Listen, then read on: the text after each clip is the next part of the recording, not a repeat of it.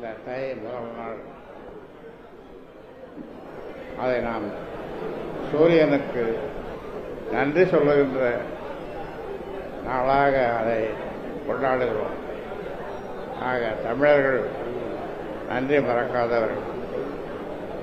இரண்டாவது நாள் உழவனோடு கலந்து உழைத்து, உழவனும் உழைத்து காளைகளும் உழைத்து, அதே போன்று நமக்கு பால் கொடுக்கின்ற பசுக்கள் இவைகளுக்கு நன்றி சொல்லுகின்ற ஒரு திருநாள் தான் மாட்டுப்பொங்கல்.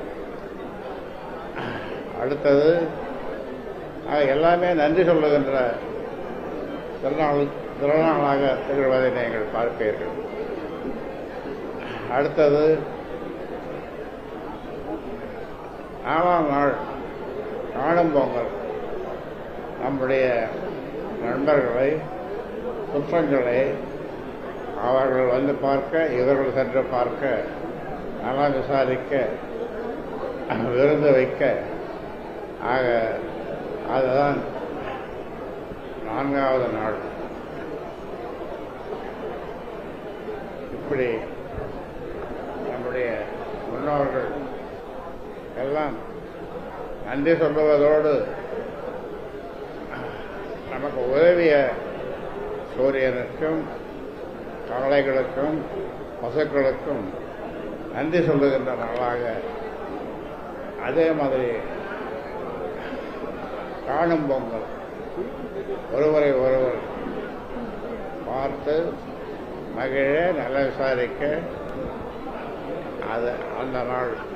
ஆக இப்படி 4 நாட்களை தமிழர்கள் அற்புதமாக கொண்டாடுவார்கள்.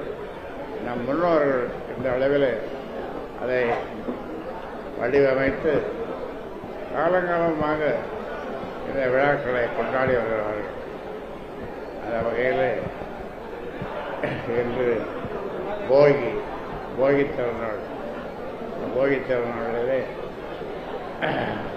சரஸ்வதி கல்விக் கோயிலில் பயிலுகின்ற மாணவர்கள் மாணவிகளெல்லாம் அற்புதமான கலை நிகழ்ச்சிகளை நடத்தினார்கள். அந்த கலை நிகழ்ச்சிகளை நடத்திய அந்த பிள்ளைகளுக்கு என்னுடைய பாராட்டையும் வாழ்த்துக்களையும் தெரிவித்துக் கொள்கின்றேன்.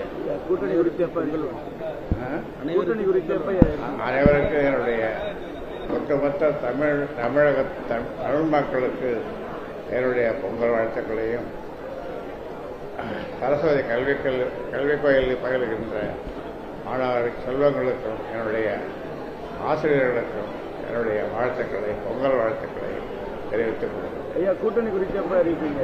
கூட்டணி குறித்து பேசிக் கொண்டிருக்கிறோம். அது இன்னும் விரைவில் அது ஒரு முடிவு பெறும். விரைவில் உங்களுக்கு நிச்சயமாக தெரியப்படுத்துவோம். சென்னைக்கு போனீங்களா? பேச்சுவார்த்தை சுலபமா முடிஞ்சாயா? நான் அதுக்காக போகல, பேச்சுவார்த்தைக்காக போகல. சரி, நன்றி. ஊடக நண்பர்களுக்கு அவருடைய பொங்கல் வாழ்த்து. எல்லாம் கை முடி வெளியிலமா போட்டு ஏன்பா எல்லாம் போ கேமரா எல்லாம் மக்கள் சொல்லி